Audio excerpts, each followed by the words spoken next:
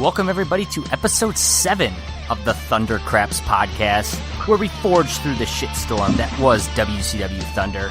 I am the operative word for a host, Josh Kaiser, and joining me tonight, one member of the Liars Club, Mr. Josh Haddix. What's going on, everybody? And the guy with more holes in his face than Dunkin' Donuts, Kyle Hoagland. Damn it, I was really going to have a fun time making fun of that later. You killed it. But still also very relevant. What's going on? How are you guys doing today? Good. Just got back from playing some tennis, and because today was a gorgeous day. Which, you know, when you're living where we live, you know, you take them when you get them. Do you play outside when it's nice, or? Oh, today we played outside. He took advantage of the nice weather and played in the air condition at our local club. I could see Hoagie doing that. He's like, it's a great day outside today. I played WoW all day long on my computer. Just kind of laid there, you know, dangling some grapes over my head. No, I actually played outside today. It was first time this year I played outside. It was definitely nice. It's like it was one of those days where you don't even notice what the temperature is outside. Like it wasn't cold or windy. It wasn't like hot and sweltering. It was perfect weather. It was very comfortable, and hopefully it was just as comfortable in Birmingham, Alabama. I knew you were going to do that. I knew you were going there. You know, yeah. Back on February 19th, 1998, it was WCW Thunder, and we are 3 days away, gentlemen, from Super Brawl. The biggest rematch in the history of our sport is right on the horizon. I think there's two. I think according to Shivani, there's two greatest rematches. I think the tag titles were also there. There's a lot of greatest matches happening on Super Brawl. I do got to say, I never appreciated it as a kid. I appreciate it now. The hyperbole and the superlatives that spew out of Tony Schiavone's mouth, it gets me hyped up. I mean, I gotta be honest, listening to Mike Tenay try to hype us up for an episode of Thunder just is not the same. Lee Marshall doesn't hold a candle. Tony Schiavone gets my dick hard for WCW Thunder. I feel like Tony Schiavone is the Jim Ross equivalent. Yes, but they're two different yes, ways of going about it. I'm not saying they're similar. I'm saying, like, I feel like Jim Ross is the one when you watched Raw. Jim Ross is the hype man of matches, like for the actual match commentary. Yeah. Whereas if there's nothing else going on and Schiavone is staring it down the barrel of a camera, I mean that dude will sell a broom to you. He will. Of course, it is him. It's Bobby Heenan, and it's a good old Stagger Lee Marshall rounding out the 3-man group. Looks like that's going to be kind of our standard 3-man booth at this point. Now that we're 7 episodes in, it seems like that's kind of the team they're going with. Of course, Mike Tenay gets peppered in here and there when the cruiserweights show up. And don't forget Louis Piccoli. I was about to say, on that note, like I didn't catch they mentioned that he passed away. They did not mention a single thing about it. You're right. Now, to be I was like kind of waiting for it. They mentioned it on Nitro. I was going to ask, maybe they mentioned it on Nitro because that would have been right after. We got to remember, Zbyszko is one of the commentary guys on Nitro, so it was kind of one of those things where you couldn't avoid it. And I actually watched it because I kind of want to see what they would have said about Louis Piccoli, especially knowing that he has a match with Zbyszko.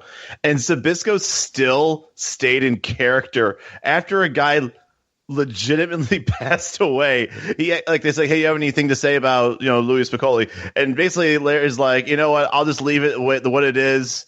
And, you know, and he kind of said something like, you know, I feel sorry for his family. And I'm like, holy shit, dude, that dude's cold. Dude, you don't mess with Larry Z.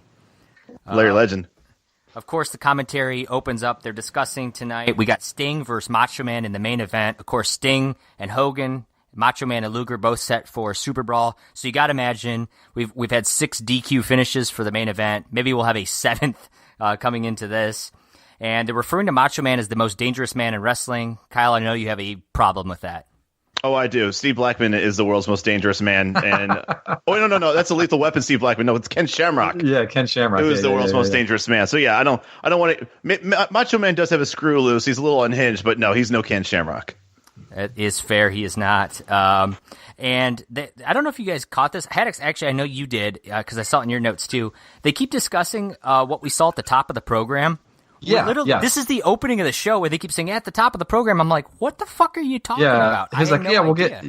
And I actually rewound it, even though it was only like 10 seconds in, because I thought at first I missed something. I was like, I did not miss. I think what happened at the top of the show was the interview with Mike Tenay and Chris Jericho, and then they played it again. Well, and maybe. Yeah, well, if that's what happened, either way, we see it. We're cut out to the Mike Tenay commissioned to interview Chris Jericho out in the parking lot, because that's something we see on a daily basis. Interviewers catching him on the streets. That doesn't seem fishy, or something else is going to happen. So Tenay's out there, and he's just getting ready to interview Chris Jericho, but psych, there's a parking lot brawl taking place. As we look, Macho Man and Lex Luger getting jumped by the NWO, and the entire NWO is here. They beat the shit in front of a crowd of fans, as you would. Of course, absolutely. Of course, Macho Man is pretty much lifeless, and they drag his carcass into the arena. And Bobby Heenan says something doesn't smell right now. So this is going to be a big sticking point. The rest of the show is they're going to discuss what were Luger and Macho Man doing out there? What were they discussing? What's the deal with the NWO? And Mike Tenay is going to have to be the reporter on the streets, and you're going to find out what kind of answers Mike Tenay is going to to get. Well, we'll find out he's no Mean Gene. And by talking point, you mean they bring it up every 10 minutes. So yes. It is the entire show is built around that story right there. Our opening bout for the day, though, out comes Fit Finlay. He's rocking the Belfast Bruiser outfit here. You got the half leather jacket, shoulder pad combo. No mustache anymore, Hoagie. I don't think he had the mullet either. I think it was as serious mullet as it used to be, but I think it was. I was going to say it was a little bit of one, yeah. Haddix, this is your first time seeing Fit Finlay on Thunder. What are your thoughts? Did you ever see him? I never really saw him. I know the name, because isn't he part of like the training facility now or something like that? Yeah, he works with NXT now. Yeah. So I've heard the name many times. I never really watched him wrestle, but when he walks out, other than looking like a complete jabroni in his outfit, I thought, this is a name I've heard of. I wonder if they're going to bring this guy in and he's going to possibly do some things and win. And then I saw who his opponent was. And then you hear Goldberg's music. And I had the same thought. I'm like, I wonder who Fit's going to wrestle tonight. And then I hear Goldberg. I'm like, Fit's going to job tonight. Yeah, exactly. There's a lot of Goldberg signs in the crowd today, including Badass Bill Goldberg and Goldberg 316. Very clever Birmingham. This match is pretty much what you expect. But I have to laugh when Fit had a sleeper hold on Goldberg, and Goldberg basically flipped him over his back, and the commentary booth loses their minds. They said, "Have you ever seen that? I've never seen that." And I feel like they never see anything ever when a move is done like that. Of course, it's going to lead to a spear and a jackhammer. I give it a star and 3/4. I think this is, this is probably one of the better Bill Goldberg matches that we've seen. So it's better than average, but that's still a Bill Goldberg match. Hoagie, you felt a little stronger about this one, though. I felt this was the first time where I think even the crowd was now all on board with the Goldberg hype. So the crowd was over with it. I think Fit Finlay did a fantastic job jobbing, because I'm used to seeing a fantastic job. He did. It was a great job. Literally. And the reason why is because Fit Finlay has always kind of looked, or Belfast Brawler, Bruiser, whatever the hell. He always comes in looking like a badass. He always he never looks like he's scared. He'll always go in and fight you tooth and nail. He looked scared as shit. Like, he made Goldberg look like if you knew and watched Fit Finlay's career and what he's done so far, you would think that there'd be nobody that Fit Finlay would fear. Like, he would go in swinging until he goes down. He legitimately was shitting himself fighting Goldberg, and it really made Goldberg look even more of a badass and scary. And I just think overall, like, some new moves. I think he did like a gorilla press into a gut buster. I thought that was cool. The whole like counter with the sleeper. That was a cool counter. And Kaiser, you and I are used to the whole thing with Heenan and all them going like, I don't think I've ever seen this person getting manhandled like this, or I've never seen that's definitely like a drink every time you hear that. But yeah, I gave us 2.25. I really feel like at this point the Goldberg train is definitely on the tracks, and it's not stopping. And Haddix, what about you? I get a star and 3/4 as well, basically for the same reasons you said, Kaiser. But I do have a question that I wanted to ask you guys, because it's kind of on what Hoagie was saying about. I think we're kind of starting to get that undefeated Goldberg thing going. So, like, are you guys now okay with him just I mean, he barely sells anything and just demolishes people. Are you guys okay with that? That was his character, as a I don't know. How, but try not to think about it. As a 13-year-old kid, I hated Goldberg. I never liked the idea of this undefeated guy who couldn't wrestle. But I was in much the minority, I feel like, he was over. People loved this dude who went in there, beat the shit out of some dudes in record time, speared him, jackhammered him, and left. And I mean, that was it. So I can respect what the character's doing. I mean, it's not totally different than, in some ways what Braun Strowman did in his first, year or two in WWE today. I mean, he goes out there, he's just this giant monster, beats the fuck out of somebody, throws shit around, and that's it. And it doesn't have to be clean, it doesn't have to be pretty. So I can appreciate it more, I think, now than I did as a 13-year-old kid watching this product. It's not necessarily for me, but I'm okay with it. The thing that gets me with this is that whoever groomed Goldberg and gave him and set him up the matches is a genius. As far as like giving him like 2.5 minute matches, like that's what's going to help him. There are a couple of matches that if you like go on YouTube, like one of the good ones is look up Lord Steven Regal versus Bill Goldberg. And it's like the first match where they told him, hey, do like a 6 to 7 minute match with Goldberg and, legitimize him basically. And after like 3 minutes goes, pretty much Goldberg was eating his balls. Like he was not looking good. And Regal was trying to help him. But after a while, it's like, hey, I can't hit myself. So after a while, he was just giving Goldberg the business, and Regal got in a lot of trouble kind of exposing Goldberg on live television as a guy who can't wrestle. So I'm sure obviously he gets a little bit better, but during this infancy of the streak, you definitely wanted to keep the matches high intensity, which once again, it means short matches. Speaking of high intensity, we might have got our quote of the night during this match. Tony Schiavone says, "It seems to me, guys, Goldberg's intensity starts when he enters the ring and grows slowly and slowly and slowly until he absolutely explodes." Dude, that's what happens to me on my birthday every night. Tony, every night on my birthday. Every night on your birthday? Every day's my birthday. Yeah. Hey, fair enough. After this, we get our follow-up match to that. Psychosis versus Chavo Guerrero Jr. And this is where we're going to see our first sign of the night. Raven fears soap. And as for this match itself, it was a standard. It wasn't bad. I think Chavo Guerrero is kind of underrated. I think he's an entertaining cruiserweight. I keep forgetting how much of a string bean he was when he first entered wrestling. Very tiny, yeah. There's one spot I wanted to talk to you guys about in this match.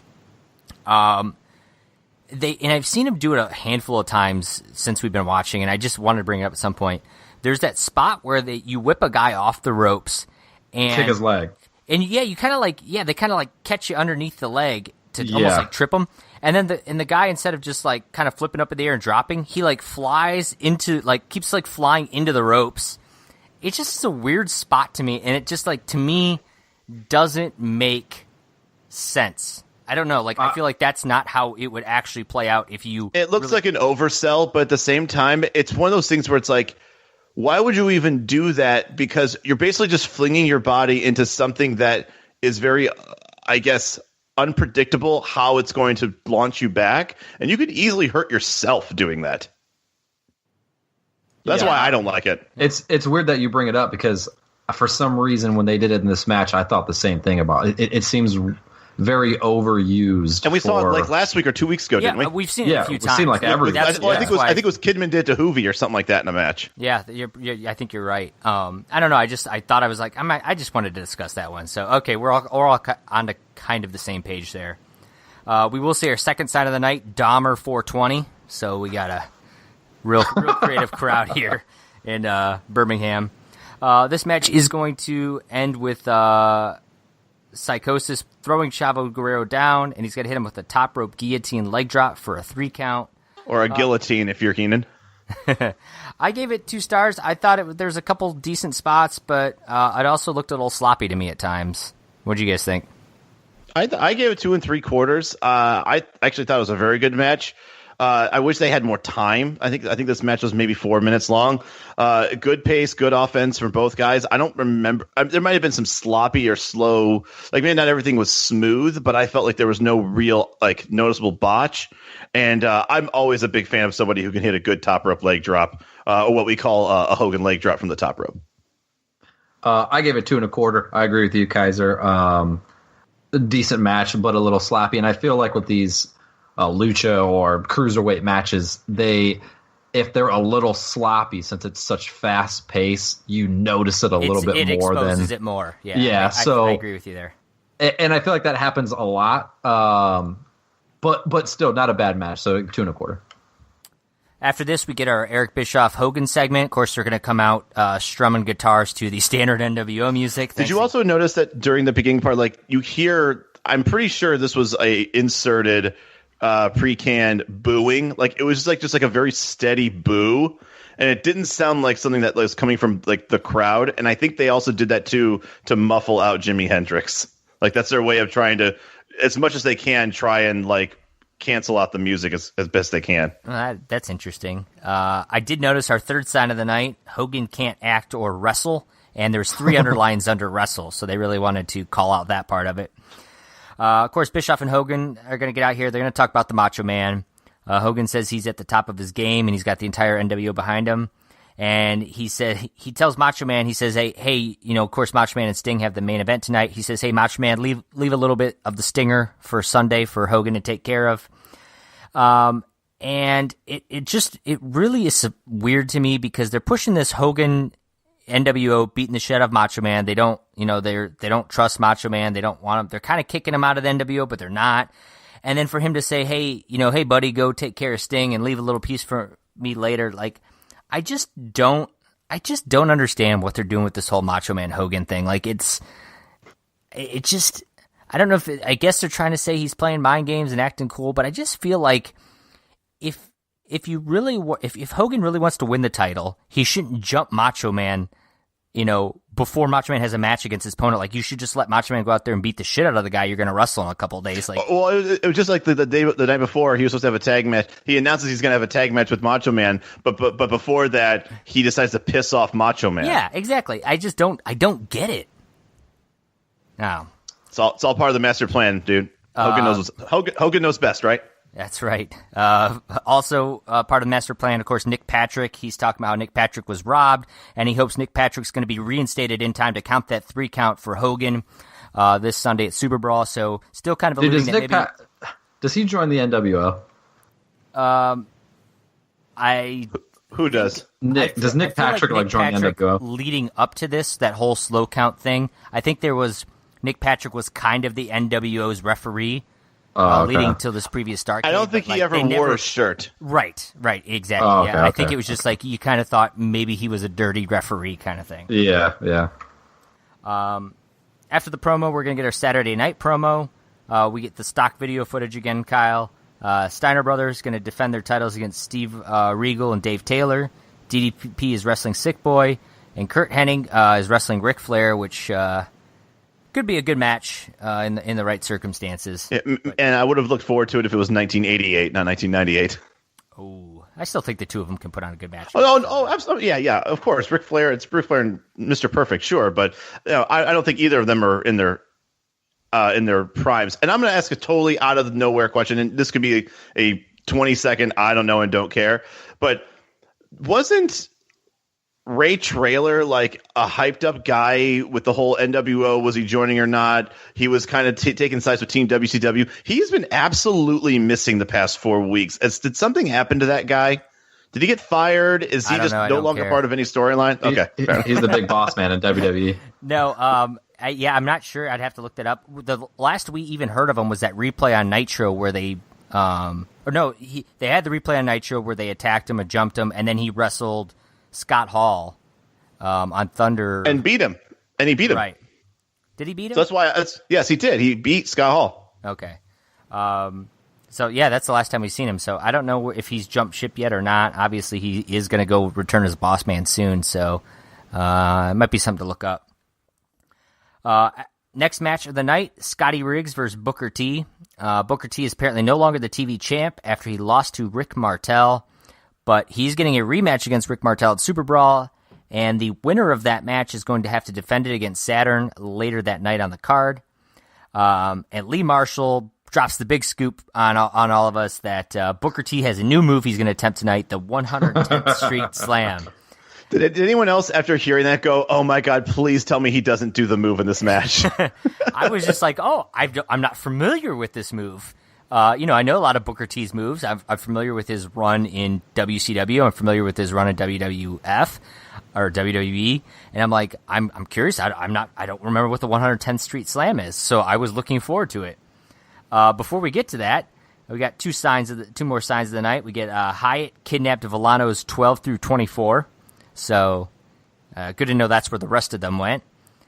Sign 5 is Buff is a powder puff. Here is the real stuff, and it's got a down arrow pointing to the fan holding the sign.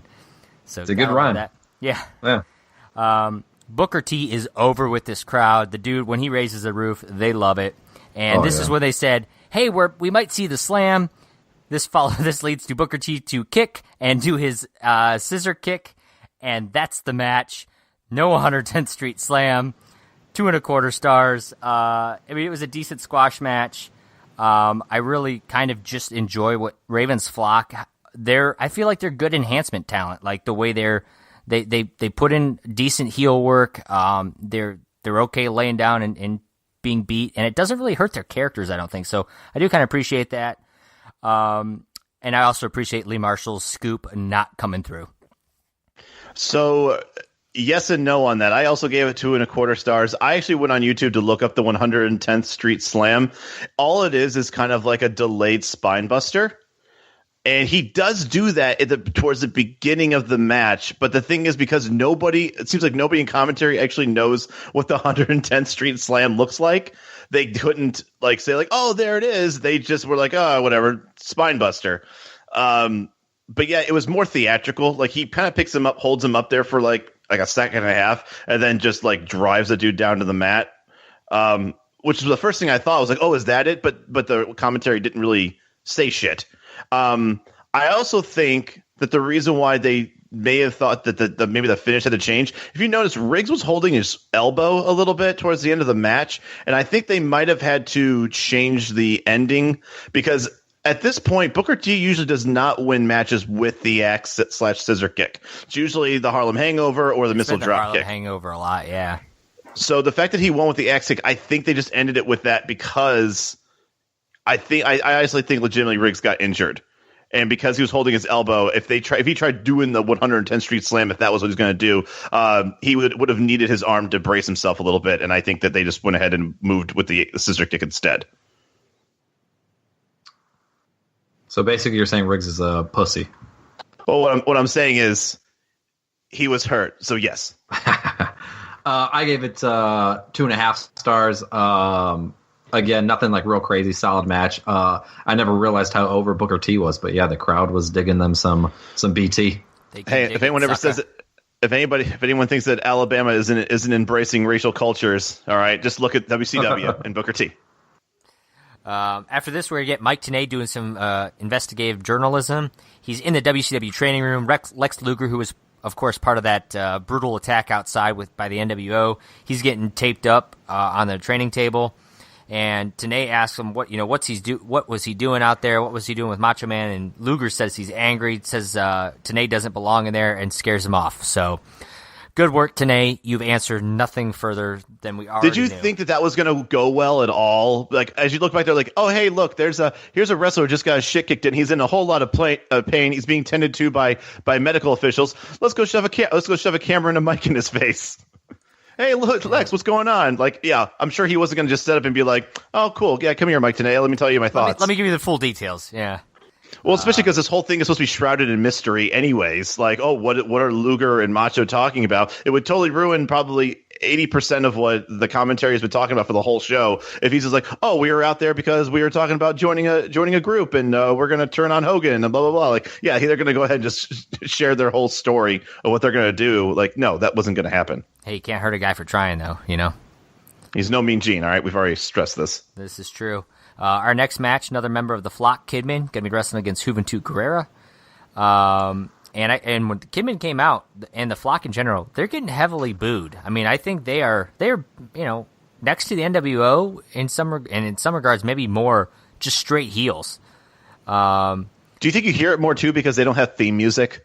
And that could be it. Yeah, their theme music is the chorus of boos. Right. It's a good point. Commentary, of course, could care less about the match. They're discussing more about Lex Luger and why he's being uncharacteristically dickish to Mike Tenay. Do they not remember Luger from 2 years ago when he was nothing but a dick? Right. And this is the match, yet again, we got to debate Raven's rules because at one point, Lodi is holding Juventud in a full Nelson. And I mean, the move backfired, but the fact that he's interfering and there's no bell for it, I don't get it. Is Raven's rules for all of the Flock? Is it not for the Flock? Is it just do the refs just like let it happen? I feel like WCW in general is so jacked, and I know we've talked about this, but it's just so jacked. It's whatever like works, which just seems weird to me. Right. My guess would be is that Raven's rules is only for Raven's matches, and I would assume that this would have been a DQ had Kidman actually actually executed it. Hoovy is going to win this with a 450 splash. I was kind of a little surprised that Kidman, who's been on a little bit of a roll, I felt like in the cruiserweight division, just jobbed so cleanly to Juventud Guerrera here. I understand Hoovy had to win the match given the whole Chris Jericho cruiserweight title match coming up at Super Brawl, but maybe they could have had Jericho interfere during the match or something. Like I thought they could have booked it better or had Hoovy go over someone other than Kidman. But 2 stars nonetheless. I think you might have our names switched on the rundown here. Yes. I got confused. I'm like, wow, Hedgex thought the exact same thing I thought. No. But no, I gave this 2 1/4. I actually would have rated this. I might have rated this higher if I had not known. I mean, I've seen plenty of Hoovy Kidman matches, especially later when Kidman becomes a face later, like when he's when later on in his career. Hey, spoilers, bro. Dude, you'll be fine. You'll be fine with Kidman being a face. But I mean, after a while, mid to late '98, the cruiserweight matches, and Kaiser can back me up on this, become crazy. They get crazy good, and Kidman's in the forefront of that. So I didn't want to give this like a high rating, and then later on I know there's gonna be another match that I got to rate even higher. But it was a very quick match, and it was mostly a squash.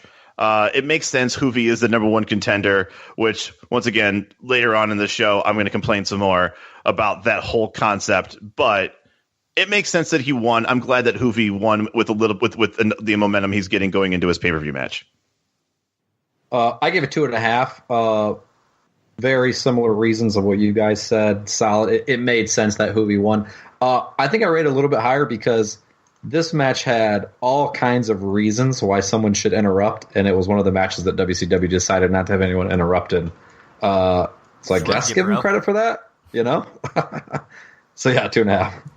Of course, after the match, this is where we're going to get the interference we expected. Out comes Jericho. He's attacking Juventud Guerrera. And, of course, he's got that mask versus title match, Super Brawl. So what does Jericho do?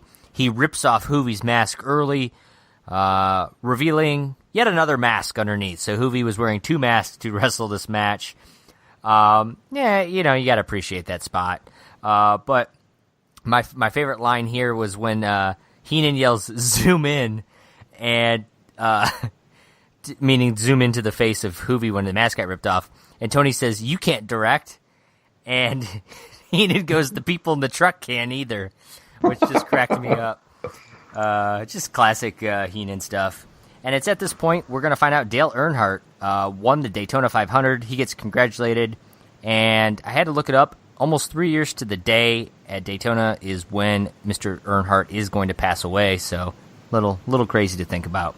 Thanks for making us sad. And also, I think the reason why they're still talking about like the date, I mean, this could have been something they don't care to bring up, but I think they also are trying to still back up the WCW car, which I'm pretty sure came in like second to last. I looked up the stats of this particular race. I think the WCW car came in like almost dead last. So well done, WCW. I mean, you get an NWO car.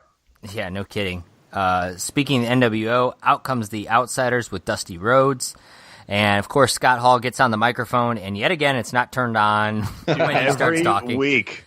I don't know if I'm starting to wonder if it's just Scott Hall. Like, is he supposed to turn the mic on and forgets or what? Because it's always him. It's every week. He calls themselves the Dream Team. Of course, a little play on the fact that they got, the American Dream, Dusty Rhodes out there with them. And we see a couple more signs of the night. We get survey says Hall needs a bath. So Birmingham very obsessed with baths and soap and being clean. Just hygiene in just general. Yeah. Our seventh sign of the night might be my favorite. The NWO is just too sweet. Not. Fucking 90s. The old classic not. Gotcha. We're almost out of the 90s, but some things just stick. There's just some classics like that. Kevin Nash is going to get on the mic and it starts saying something about six pack. And then being his rubber hammer, and then he starts mumbling something. Did anyone know what the fuck he was saying? To Six, my boy, you are my rubber hammer velvet mama. I'm assuming that's some type of inside thing, right? I think I tried looking it up, and I believe it's like I put in my notes and I'm like, it's some Illuminati bullshit jargon, like it's stuff that only they know, and I was not able to find out what it was before we could record, but I do want to look it up. There's got to be a reason behind it. What the hell that means? Rubber hammer, velvet mama. Let me see. I'm gonna do it right now. I have no. I get red velvet mama cupcakes, but the top thing is somebody just like a mailbag. Yeah, I think it's just someone who did notes for this actual episode. Yeah, and basically was just said, I don't know what this means. Like I read it. I read that thing you're about to look up, and they didn't know. I'll do some more Mike Tenay research and see if I can find something for next episode. Nothing else from you, right? Exactly. So the Outsiders are going to be in a match against Mike Enos and Wayne Bloom. Of course, you may know them as the Beverly Brothers. I did not know that. I did, but you were not Haddix, but the rest of us may know that. This match is going to lead to Nash, of course, going to execute the jackknife powerbomb, which Mickey J says no, because of course it is a banned move. He's going to get punched for that. Nash is going to execute the jackknife powerbomb, and $55,000 in fines are coming to the NWO. Your winners by disqualification, Mike Enos and Wayne Bloom. And, of course, after this, they're going to try to arrest Nash, and he fakes like he's going to punch out the security and all that. I gave it a 1.5 stars. I think outside of Nash being a little entertaining with the whole arrest segment there, this could have been even worse than it already was. So you're actually giving some extra point value for the aftermatch shenanigans. Yeah, for that matter, because that's the storytelling going on here was just Nash and the powerbomb. Gotcha. I gave it also 1.5 stars. I mean, we get it. The move is banned, and the NWO doesn't give a shit because they have all the money. I gave Mickey J a lot of credit. Usually a wisp of wind would put any referee into a coma. This guy took a clubbing blow from a 7-foot-tall, 300-plus pound man and just gets up from it and calls the bell. Like, wow, and I later found out, actually, Mickey J is a former jobber wrestler. So, I mean, he's a little bit more durable than some other, paper thin wrestlers. So kudos to Mickey J. I gave it 2.25 actually. The match itself was meh at best. But I do like how they're progressing this storyline of, them mocking the Giant. They brought up that, he's doing better now or whatever. So this leads to I would assume a comeback in 3 days at the pay-per-view. So I kind of like how they're pushing that whole nonchalant attitude.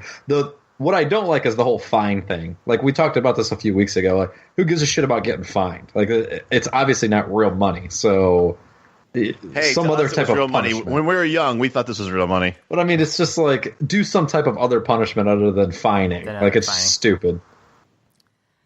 After this, we're going to get our replay from Nitro. Bryan Adams making his debut, it looks like, on Nitro, and he's telling Bret Hart, hey, I've got your back anytime, anywhere. Haddix, do you know who Bryan Adams is, by the way? Oh, the singer? Yeah. No, I mean, have you ever heard of Bryan Adams? I have. I don't know a lot about it. But formerly wrestled under the name Crush in WWF. Also was one of the Demolition at one point. No, I think it was 8 Ball. No. He was. What was the other one? There was something in 8 Ball where the Demolition tag team. No, 98. Demolition is Axe and Smash and them. Wasn't he one of those? Oh, maybe 8 Ball was a third guy in that group. No, 8 Ball was part of DOA. Oh my God, you're right. All right, good. All right, we're good. I got lined up. Now right, we're good. We're good.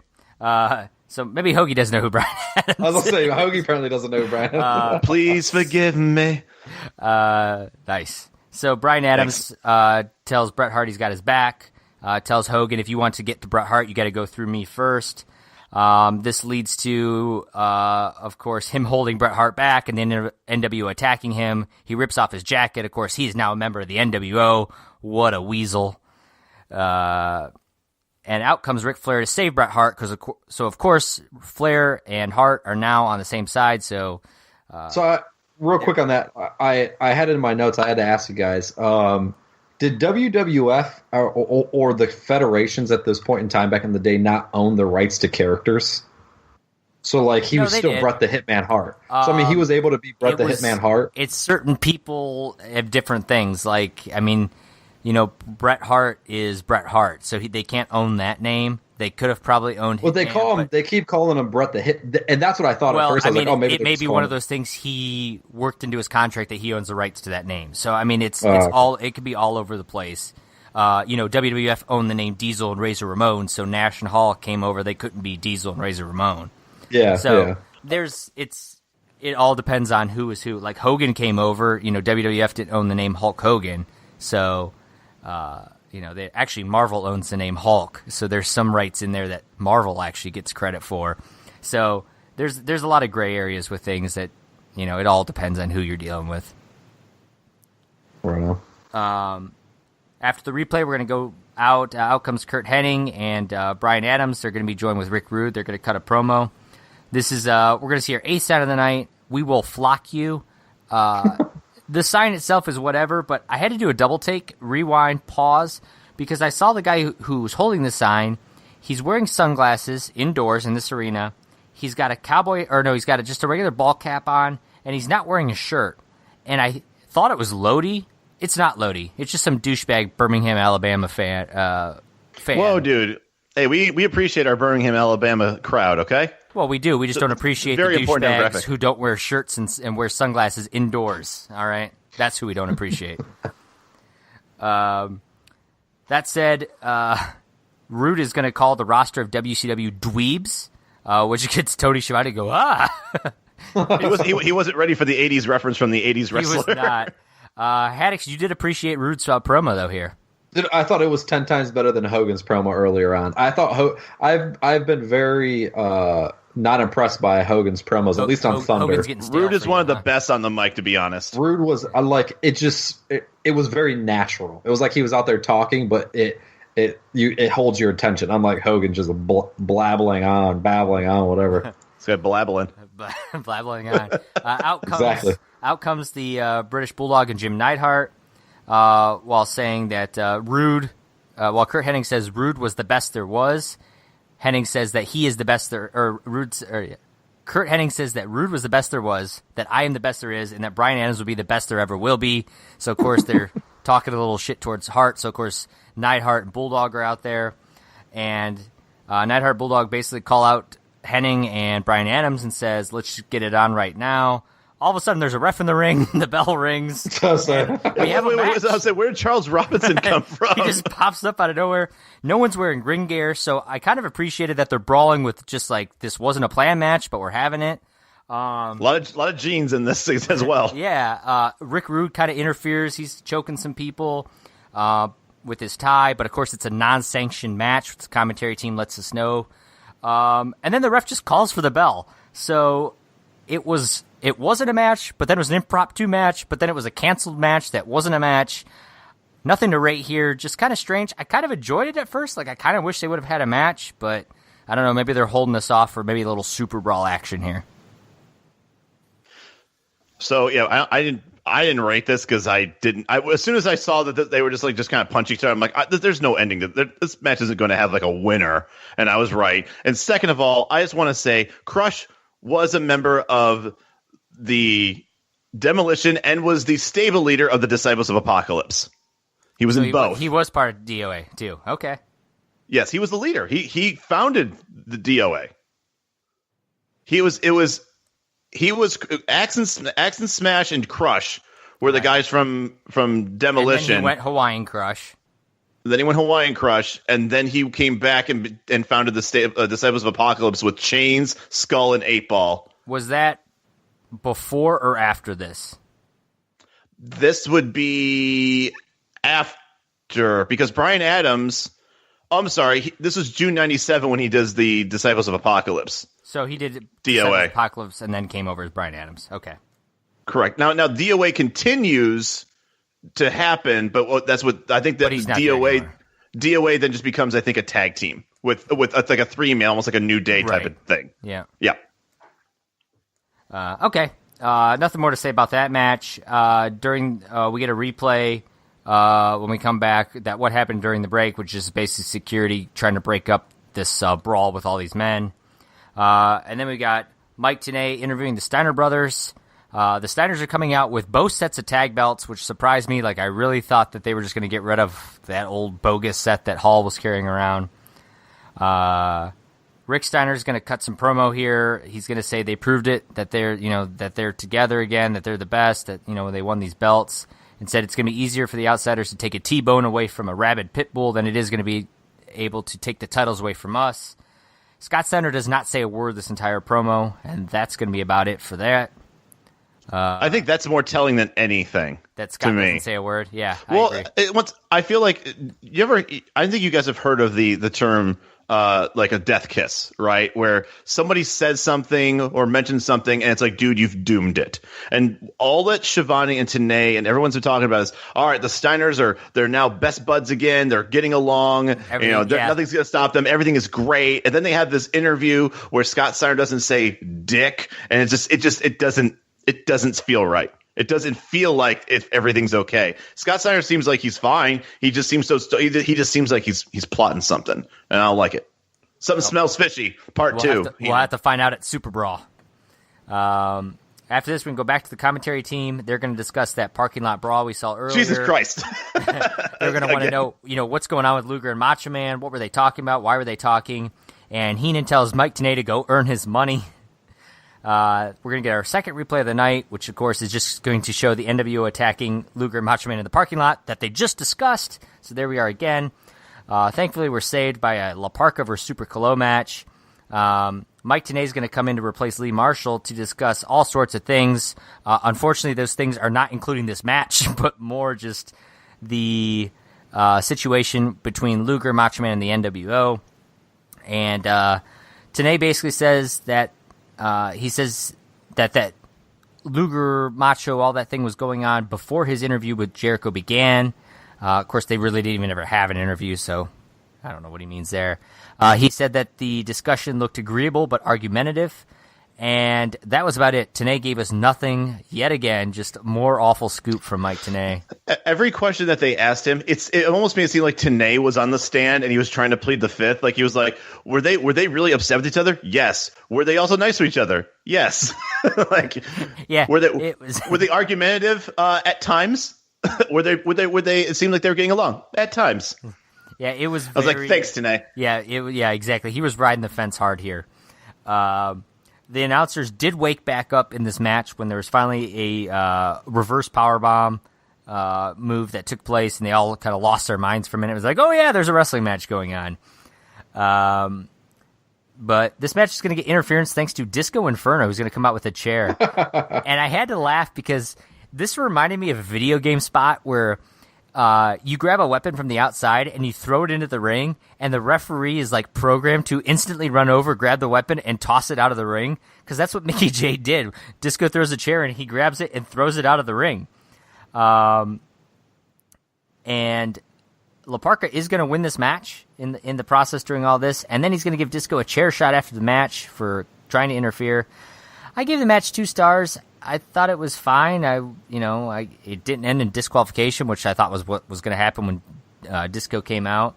But I'm still trying to figure out if La Parka is a face or a heel, because I feel like every week he is wrestling on one side or the other, so he's just kind of there. I would assume he's a heel because I think Super Colo is a face. And once again, a guy who uses a chair and cheats, I think that's kind of like defaults, makes you kind of a bad person. Then why do you have Disco Inferno come out and try to interfere with this match? Yeah, I like I said, but once again, I think that at this point, Disco is now more of like a neutral, not heel, though, at this point. I think he's become more of like just an entertaining guy, like a Santino Marella type of thing, where he's not a face, he's not a heel, he's just entertaining. But if he's coming out and interfering in a match, that's like a heel move. Well, he was coming out to interfere because La Parka and him have, a thing going. What I didn't like about this match, though, I gave a 1 3/4. I thought it was slow and sloppy for the most part. And also, the commentary didn't give a shit. Slow they were and sloppy too busy. Sounds like your birthday. Am I right? Am I right? Every day. It's a hand job joke. But the whole Disco run-in was just weird because he came in, and obviously he has a vendetta against La Parka. He comes in, screws up a spot for Super Colo, gets kicked out of the ring because the ref throws the chair out of the ring, which allows La Parka to win, and then La Parka beats up on Disco anyways. Like that could have easily just not have even needed to happen. It was just a really weird run-in. Disco here, really. Right. He costed the guy. He gave the win to the guy who was trying to interfere, and then he still takes a chair shot. So poor Disco. I gave it 2.5, which might have been a little bit high after we kind of sat here and talk about it, but because basically I feel kind of like you did, Kaiser. Basic match, cool, dude. You're nothing a super special. Colo, Mark. We know. I'm still, I know you guys kind of talk about the cruiserweight matches get better, and you could definitely see some talent. But I'm still not 100% on board yet. I think the problem with this match was that there was a lot of kind of really slow kind of, and La Parka is not exactly, he's had a couple cheeseburgers too many, but when he does do his moves, his limited amount, they look really nice. No, they do. They really do. And Super Colo has a lot of really high risk, like easily botchable moves that he does not screw up. So no, I get why you give it a higher rating, because I think the Super Colo overall has a very difficult move set that he actually usually pulls off. I will say that Super Colo at one point kind of does one of those planches to the outside where he does a diving headbutt spear over the top. Yeah, it looks stiff as hell, but I thought it looked good. Yep. So it can easily be screwed up. Yeah, he has a couple good moves there, but he's not one of my favorites of the cruiserweights by any means. One of my favorite cruiserweights, though, is the following guy, Mr. Chris Jericho, who will be wrestling Dean Malenko. And this is where they really say the operative word that I opened up with today. They say it a lot during this segment here. Jericho's going to go to the mic and says, "I want you to want me." Of course, doing his best Peter Frampton impression, as Shivani calls out for most of the fans who probably didn't understand the reference. And, of course, he's out here cutting a promo about Juventud. In the mask match they've got coming up here, and says Hoovy looks like Quasimodo without his mask, and says you're going to have to start calling him Quasi Juice, which is just a funny word to me. I just like that Jericho, I think purposely is just a cheese when he fucking does. He doesn't sound like he's being mean. I think he just sounds like he's roasting you, but at the same time, trying not to be. He's trying to be good to his fans. His whole spiel is he thinks he has more fans than he does, and he thinks he's supposed to be the hero and he's supposed to be a face when he clearly isn't. So he does these promos that are almost sound like a cheesy '80s face promo. Say we'll call you Quasi Jews. It's nothing mean. Right. It's just kind of funny, but it's cheesy, so it matches him. I love it that he's doing face. Heat promos as a heel. I love it. I actually love this match, and I think we all agree this is probably our match of the night. I think I loved it the least, and I rated it 2.5 stars. Jericho is going to win. with the Lion Tamer. But overall, you got two good performers here. Solid looking match, makes Jericho look good heading into his pay-per-view title defense. Hoagie, what about you? Yeah, I gave this 2 3/4. It was a very short match. Oh, this could have been much higher if you gave him some time. But once again, it's Thunder. What are you going to do? I gave it a high points because I thought the in-ring psychology is perfect in this match. The one thing that I think people never really truly appreciate is the job of the heel in a match. The job of the heel is really, honestly, to make the face look good and dictate the pace, make the crowd cheer for the face by controlling and being kind of on top of the face and beating the shit out of him. That way it gives the face a chance to do the fight back. But in the end, Jericho still wins cleanly, and I feel like that has to make sense with this match coming up. I also love that when he wins, he points at his wrist like multiple times, so the ref keeps on raising his arm up. But yeah, 2 3/4. Loved it. For anyone looking to go to wrestling school, just listen to this podcast. Hope we give you that psychology rundown. But no, I agree with everything Hoagie said. I actually gave it 3 stars. I thought this was a fantastic match. Yet again, Chris Jericho is an amazing heel, which doesn't need to be said. Dean Malenko, I feel like has no personality, but he's a very good wrestler. Like when this match was coming up, I was actually excited for it. Great pacing, great psychology, as Hoagie pointed out. If Really Dean Malenko had a single cool cell in his body, he would be a fantastic, fantastic wrestler. Oh, yes. Agreed. Unfortunately, he doesn't, and that's why he's just a great wrestler. After this, we get our third replay of the night. This is DDP on Nitro saying that they have to take out the Flock and the leader of the Flock, Raven. And J.J. Dillon has agreed to a Raven and Saturn versus Benoit and DDP match. DDP and Raven have an impromptu match, which outcomes Saturn. Benoit helps save him, but so basically there was no match. There really was no match. This is going to lead to that tag match that J.J. Dillon had set up: Raven and Saturn versus DDP and Benoit. Gotta love the opening heel work by Raven, where he's supposed to be in the match and immediately turns around and tags Saturn to get out of the ring instead. And DDP spits. Oh yeah, did you guys notice that? Yeah, yes, I did. Haddix, I know you noticed all the denim taking place in this match. Dude, all kinds of denim in the denim-clad men in that ring. A lot of denim. The match overall, though, solid tag team match here. I mean, really good. Very solid from like psychology standpoint. That classic. The faces make a tag, but the ref doesn't see it, and then the heels make a tag, and the ref doesn't see it, but he allows the heels to enter into the match. Oh, I got it. It fucking makes my blood boil. Hoagie totally works himself into a shoot with that stuff, man. I love it. I will say, Heenan, who is definitely always, he's anti-NWO, but like other than that, he's always, for the heels. He seems very He's anti-Hogan. Whatever Hogan is, he hates that. Right. That's really what it comes down to. But he definitely doesn't like the Flock either, I've noticed, which is, a little surprising because you think like, well, they're the heels and he's the heel announcer. But he doesn't seem to like the Flock.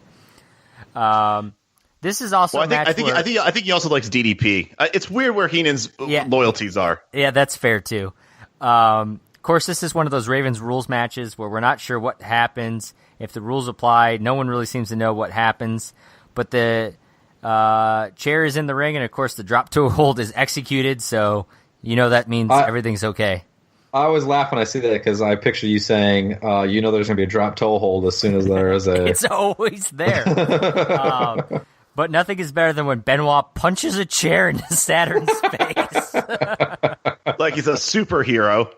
Like that wouldn't kill your hand. Right. I mean, there are some wrestlers that get away with that. All right. If you're the Big Show and you punch a chair, you're Goldberg, you're Braun Strowman. It makes perfect sense to do that because you're a huge, huge person. This is a borderline cruiserweight in Chris Benoit. And for some reason, kudos to Saturn for selling it. I'll say that. One other spot I want to talk about, just because it was something you don't see very often, when there's the double Irish whip where you got two tag partners and they're going to Irish whip their opponents into each other, but then you see it where it gets reversed and then the opponents whip their opponents into each other. This was the very rare one opponent reverses it and the other doesn't, and you get one heel and one face get Irish whipped into each other. I just thought that was unique because you typically see either both good guys or both bad guys get whipped into each other. You think that was botched? It very well could have been. But either way, I was like, wow, it's just I don't see that often. A little chaotic here at the end though, because you're gonna get everyone trying to do their finisher. Rings of Saturn's on DDP. There's a diving headbutt by Benoit. Raven all of a sudden's the last man standing. He's going to go for the even flow. Nope. Then there's a diamond cutter. Nope. Then there's a crossface on Saturn for the win. I gave it 2.5 stars. I thought it was a good tag team match. They did a lot of good storytelling. I thought it was just entertaining overall. I just thought it was a little chaotic towards the end.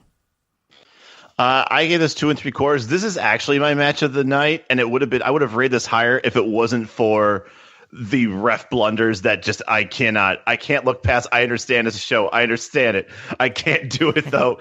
It kills me every time I see. Fired up about that. Well, I look at things like who's the legal man, and anytime I see someone try to pin the non-legal man, I just look at that like, God, I hate that. Like every time they tried there was a point where I think Saturn was trying to make DDP tap to the rings of Saturn. Up about this, and it just kills me because I'm like, here's the thing. I would be totally fine with that if it wasn't the fact that Mickey J is selling the fact that he's like asking like, do you want to tap? And I'm like, he's not the legal man, you douche. It's not. Like, God, I couldn't stand it. And one thing I also wanted to say about this match was I thought this match was going to end way earlier than it did because this match really started out hella fast and intense. And then you even had the Flock interfering within like the first minute and a half of the match. And it just looked like it was good. That was the crescendo of the match was like, okay, we already got the interference going in. And then you get another 4 minutes of a match. And I just thought that it was such a weird dynamic that it really looked like we were finally reaching the end of this match in a very short order. And then it just continued to being even more chaotic. But yeah, the fucking inconsistencies of the tags and the legal man, whatever, it bugged me. That still doesn't take away from the fact that I think this was the most entertaining match of the night. I gave it 2 3/4 as well. It would have been my match of the night if it wasn't for how sloppy it got. I would have preferred, somebody hitting their finisher and pinning, clean or whatever. But for 4 singles wrestlers, they did a very good job as tag teams. Like I really enjoyed this match, and it was very, very entertaining. Well, if you like inconsistencies, chaos, and not clean finishes, you guys are going to love the main event. Jesus Christ. Macho Man versus Sting. This is the main event everyone's been waiting for. Of course, Macho Man in that double main event with Luger, and you got Sting versus Hogan, Super Brawl. So this is your blow-off match leading to that. Out comes Savage. He's wearing a Sting mask, and he's being carried out as a lifeless corpse by the entire NWO. The commentary team is debating whether that is actually Macho Man or not. He is wearing Macho Man's clothing, but they're not sure because he's got that Sting mask on. Hogan gets on the mic and says, when you're in the NWO, you're in it for life. And he says this match, of course, with Sting is not going to happen, which, of course, again, to my point earlier, this makes absolutely no sense for Hogan because you'd think he'd want Macho Man to just beat the shit out of Sting to weaken him for his title match on Sunday, but whatever. Hogan then taunts Sting for whatever reason and says he's not going to come out here. Which then prompts him to come out there. Which, of course, makes Sting come out here. And then the NWO basically treat it like a kung fu movie where Sting's able to take him out one by one. Dude. Hogan just acts scared and kind of doesn't do shit. Finally, they kind of regain themselves and all attack Sting, but out comes Luger for the save. And nobody knows who's friends or who's not. We'll have to wait for Super Brawl. No main event. That's your Thunder. Haddix, what did you think? Dude, this would have been hands down the best Thunder if they would have ended after that tag match. Oh, you mean actually having an ending for our main event? Instead, they do a non-match. It's not even a match because Randy Savage is dead. So does this end the streak of disqualifications? No, I think it continues the streak of not having a clear finish for a main event. Of absolute shittiness. And then it was just everything about it was so bad. that whole Sting thing where, like, at least, like, this has happened in, like, WWE and stuff before. Stone Cold comes out and starts stunnering everyone, but at least it's, like, real fast, so you can kind of believe that they don't have time to, like, jump him. But literally Sting's, like, punching one guy, and everyone's standing there, like, not doing anything. Like, it was just... This is the dumbest. Did anyone else also not say, like, did anyone else also think, like, wow, I hope nobody trips over Macho Man, who is a prone corpse in the middle of the ring with 12 people in the ring fighting? Like, that was the only thing I thought, like, someone could very easily stagger and fall on Macho Man. And then that whole thing gets screwed up, because let's say someone, like, steps on his face or falls on his, like, chest, and then next thing you know, like, does Macho have to just still sell that he's prone and lifeless? Was this the worst ending of Thunder to you guys? I don't know if I'd say it's the worst ending. It's very disappointing knowing that what we thought was going to be the main event. Right. I'm glad they just didn't start a match and immediately go to a DQ. But I'd have to agree, Haddix. This show in general, though, I thought this was a pretty good Thunder. I mean, we had a lot of good matches.